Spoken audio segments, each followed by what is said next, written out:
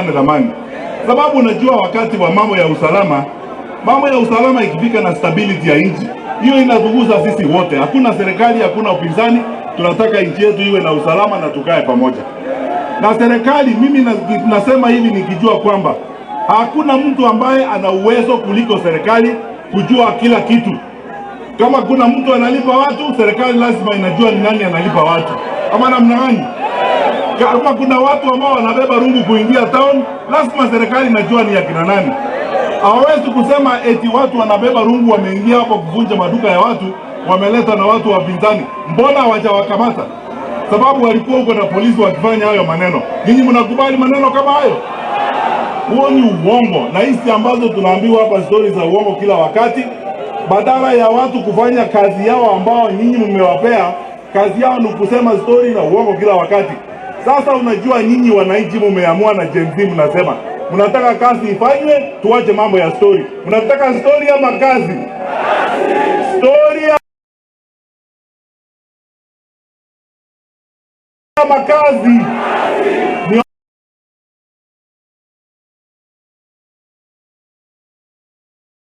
Nionyeshe wale mnataka kazi, tufanye kazi.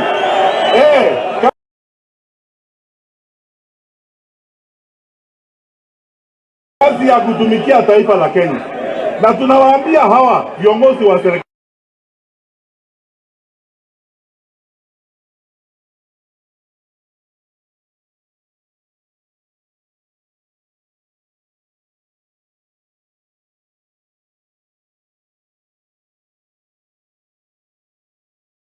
hawawezi kusingizia wakati kazi iko ya kulinda taifa la Kenya.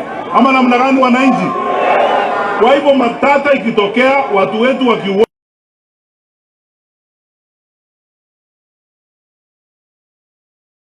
wamelipwa kuja kuharibu biashara ya Wakenya, wao lazima wajue ni nani na watuambie ni nani. La mwisho, viongozi wa serikali hawawezi kusema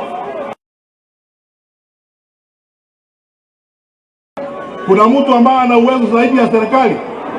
Mimi nawaomba hao ndugu zetu wako kwa serikali wasikie yale ambao wanasema. Are they telling us that they are irredeemably in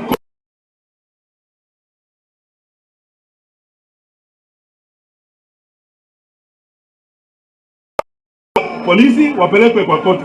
Mimi nawaomba wananchi, tusikubali mastori haya, tuendelee tukae pamoja. Mwisho, ninawaomba vijana wetu na wananchi wote,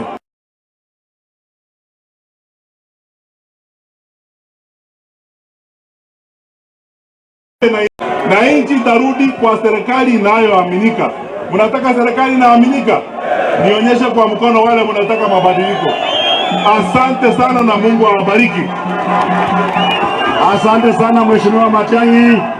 Nafasi sasa ni ya JB Muturi ambaye alikuwa Attorney General wetu wa taifa la Kenya.